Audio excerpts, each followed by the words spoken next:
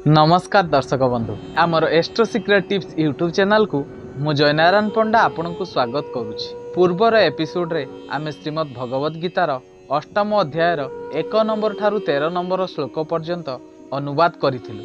एबे आसंतु जानिबा 14 नंबर श्लोक ठारू आगकू। आजिर वीडियो आरंभ करिवा पूर्वरु जदि आपण आम चैनल को सब्सक्राइब करि नाहंती ताहले चैनल को सब्सक्राइब करि नियंतु एवं पाखरे आसुथिबा बेल आइकन को बजाई दियंतु। यह द्वारा आम समस्त वीडियोर नोटिफिकेशन आपण सर्वप्रथमे पाई परिबे। एही वीडियो को जदि आपण फेसबुक रे देखुथांती ताहले आमर पेज को फॉलो करि नियंतु। एबे आसंतु आरंभ करिबा श्रीमद् भगवद गीतार अष्टम अध्यायर 14 नंबर श्लोक ठारू आगकू। ओम श्री परमात्मने नमः। श्रीमद् भगवद गीता अष्टम अध्याय अनन्यो चेतः सततं जो मां स्मरति नित्यसः तस्याहं सुलभः पार्थ नित्ययुक्तस्य योगिनः। एही श्लोक रे श्री भगवान श्री अर्जुन को कहउछंती, हे अर्जुन, जेउ पुरुष मोठारे अनन्य चित्त होई सदा सर्वदा मोठारे नित्य निरंतर युक्त होइथिबा सेही जोगींक पई मु सुलभ अर्थात मु तांकु सहजरे प्राप्त होई जाय। मामुपेत्य पुनर्जन्म दुःखालयम शाश्वतम ना प्रुवन्ति महात्मानः संसिद्धि परमांगताः। परम सिद्धि प्राप्त महात्मा माने मते प्राप्त होई दुखर गृह रूपक क्षण भंगुर पुनर्जन्म पांति नाही। आ ब्रह्म भुवन लोकः पुनरावर्ति अर्जुन मामुपेत्य तु कौन्तेय पुनर्जन्म न विद्यते। हे अर्जुन, ब्रह्मलोक पर्यंत समस्त लोक पुनरावर्ती। हे कुंती पुत्र, मते प्राप्त हेले पुनर्जन्म हुए नाही, कारण मु कालातीत एवं से सबु ब्रह्मादि लोक काल द्वारा सीमित होइथिबारु अनित्य। सहस्र युग पर्यंत महर्जत ब्रह्मणा विदु रात्रिम योग सहस्रांतम तेहो रात्र विदु जनाः।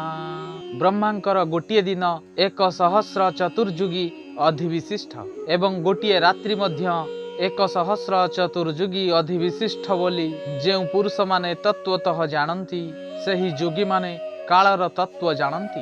अव्यक्ताद् व्यक्तयो सर्वाः प्रभवन्त्यः रागमे रात्र्यागमे प्रलीयन्ते तत्रैवाव्यक्त संज्ञके। सकल चराचर जीव माने ब्रह्मांक दिनर आरंभरे अव्यक्तरु अर्थात ब्रह्मांक सूक्ष्म शरीररु उत्पन्न हुअन्ति एवं ब्रह्मांक रात्रिर आरंभरे ब्रह्मांक अव्यक्त नामक सही सूक्ष्म शरीर ही लीन हो जाती। भूतग्रामः स एवायं भूत्वा भूत्वा प्रलीयते रात्र्यागमे वसः पार्थ प्रभवत्यः रागमे।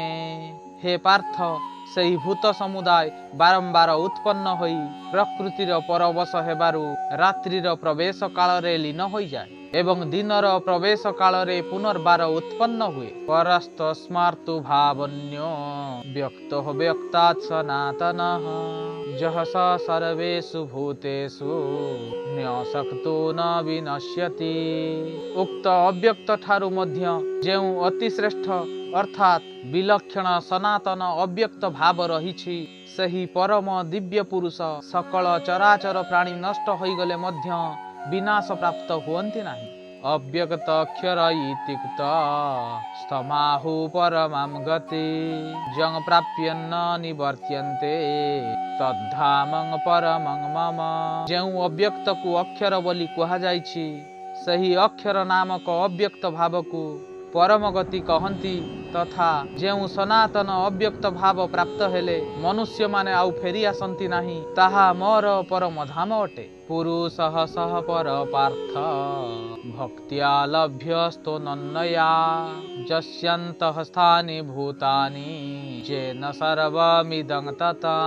हे पार्थ, ଯେଉଁ ପରମାତ୍ମାଙ୍କ ଅନ୍ତର୍ଗତ ହୋଇ ସକଳ ଭୂତ ଅଛନ୍ତି ଏବଂ ଯେଉଁ ସଚ୍ଚିଦାନନ୍ଦ ଘନ ପରମାତ୍ମାଙ୍କ ଦ୍ୱାରା ଏହି ସମଗ୍ର ଜଗତ ପରିପୂର୍ଣ୍ଣ ହୋଇଛି, ସେହି ସନାତନ ଅବ୍ୟକ୍ତ ପରମ ପୁରୁଷ ଅନନ୍ୟ ଭକ୍ତି ଦ୍ୱାରା ହିଁ ପ୍ରାପ୍ତ ହେବା ଯୋଗ୍ୟ। ଯତ୍ର କାଳେ ତ୍ୱନାବୃତ୍ତି ମା ବୃତ୍ତିଂଶ୍ଚୈବ ଯୋଗିନଃ ପ୍ରୟାତା ଯାନ୍ତି तं କାଳଂ ବକ୍ଷ୍ୟାମି ଭରତଶ୍ରଭ। ହେ ଅର୍ଜୁନ, ଯେଉଁ କାଳରେ ଶରୀର ଛାଡ଼ି ଯାଉଥିବା ଯୋଗୀମାନେ ପୁନର୍ଜନ୍ମ ହେଉନଥିବା ଗତି ପ୍ରାପ୍ତ ହୁଅନ୍ତି ଏବଂ ଯେଉଁ କାଳରେ ଶରୀର ଛାଡ଼ି ଯାଉଥିବା ଯୋଗୀମାନେ ପୁନର୍ଜନ୍ମ ହେଉଥିବା ଗତି ହିଁ ପ୍ରାପ୍ତ ହୁଅନ୍ତି, ମୁଁ ସେହି ଦୁଇ କାଳର ଅର୍ଥାତ୍ ଦୁଇ ମାର୍ଗର କଥା କହିବି। ଅଗ୍ନିର୍ଜ୍ୟୋତିରଃ ଶୋଳକଃ ସ୍ମଣାସାରୁତ୍ତରାୟଣଂ ତତ୍ରୋ ପ୍ରୟାତା ଗଚ୍ଛନ୍ତି ବ୍ରହ୍ମ ବ୍ରହ୍ମ ବିଦୁଃ ଜନାଃ। ଯେଉଁ ମାର୍ଗରେ ଜ୍ୟୋତିର୍ମୟ ଅଗ୍ନି ଅଭିମାନୀ ଦେବତା, ଦିନର ଅଭିମାନୀ ଦେବତା, ଶୁକ୍ଳ ପକ୍ଷର ଅଭିମାନୀ ଦେବତା ଓ ଉତ୍ତରାୟଣର 6 ମାସର ଅଭିମାନୀ ଦେବତା ଅଛନ୍ତି, ମୃତ୍ୟୁ ପରେ ସେହି ମାର୍ଗରେ ଯାଇଥିବା ବ୍ରହ୍ମବେତା ଯୋଗୀମାନେ ସେହି ଦେବତାମାନଙ୍କ ଦ୍ୱାରା କ୍ରମାନ୍ୱୟରେ ନିଆଯାଇ ବ୍ରହ୍ମଙ୍କୁ ପ୍ରାପ୍ତ ହୁଅନ୍ତି। ଧୂମରାତ୍ରି ତଥା କୃଷ୍ଣ ସ୍ମଣାସା ଦକ୍ଷିଣାୟନଂ ତତ୍ର ଚନ୍ଦ୍ରମାସଂ ଜ୍ୟୋତି ଯୋଗୀ ପ୍ରାପ୍ୟ ନିବର୍ତ୍ତତେ। ଯେଉଁ ମାର୍ଗରେ ଧୂମାଭିମାନୀ ଦେବତା, ରାତ୍ରି ଅଭିମାନୀ ଦେବତା, କୃଷ୍ଣ ପକ୍ଷ ଅଭିମାନୀ ଦେବତା ଏବଂ ଦକ୍ଷିଣାୟନ 6 ମାସର ଅଭିମାନୀ ଦେବତା ଅଛନ୍ତି, ମୃତ୍ୟୁ ପରେ ସେହି ମାର୍ଗରେ ଯାଇଥିବା ସକାମ କର୍ମ କରୁଥିବା ଯୋଗୀ ଉପରୋକ୍ତ ଦେବତା ମାନଙ୍କ ଦ୍ୱାରା କ୍ରମଶଃ ଊର୍ଧ୍ୱ ଲୋକକୁ ନିଆଯାଇ ଚନ୍ଦ୍ରମାଙ୍କ ଜ୍ୟୋତି ପ୍ରାପ୍ତ ହୋଇ ସ୍ୱର୍ଗରେ ନିଜ ଶୁଭ କର୍ମର ଫଳ ଭୋଗ କରିସାରି ଫେରିଆସେ। ଶୁକ୍ଳ କୃଷ୍ଣେ ଗତି ହ୍ୟତେ ଜଗତଃ ଶାଶ୍ୱତେ ମତେ ଏକୟା ଜାତ୍ୟନାବୃତ୍ତି ମନ୍ୟୟା ବର୍ତ୍ତତେ ପୁନଃ। କାରଣ ଜଗତରେ ଶୁକ୍ଳ ଓ କୃଷ୍ଣ ଏହି ଦୁଇ ମାର୍ଗକୁ ଅର୍ଥାତ୍ ଦେବଯାନ ଓ ପିତୃଯାନ ମାର୍ଗକୁ ସନାତନ ବୋଲି ଗ୍ରହଣ କରାଯାଏ।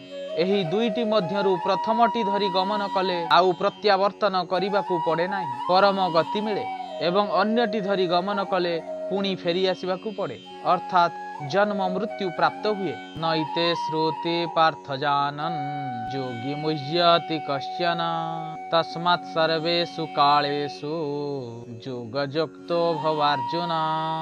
ହେ ପାର୍ଥ, ଏପରି ଭାବରେ ଏହି ଦୁଇ ମାର୍ଗକୁ ତତ୍ତ୍ୱତଃ ଜାଣିଗଲେ କୌଣସି ଯୋଗୀ ଆଉ ମୋହଗ୍ରସ୍ତ ହୁଅନ୍ତି ନାହିଁ। ତେଣୁ ହେ ଅର୍ଜୁନ, ତୁମେ ସର୍ବଦା ସମବୁଦ୍ଧି ରୂପକ ଯୋଗ ଦ୍ୱାରା ଯୁକ୍ତ ହୁଅ ଅର୍ଥାତ୍ ନିରନ୍ତର ମୋର ପ୍ରାପ୍ତି ପାଇଁ ସାଧନାରତ ହୁଅ। ଦେବେଷୁ ଯଜ୍ଞେ ସୁତପେଷୁ ଚୈବ ଦାନେଷୁ ଯତ୍ ପୁଣ୍ୟ ଫଳଂ ପ୍ରଦିଷ୍ଠଂ ଅତ୍ୟେତି ତତ୍ ସର୍ବମିଦଂ ବିଦିତ୍ୱା ଯୋଗୀ ପରଂ ସ୍ଥାନମୁପୈତି ଚାଦ୍ୟଂ।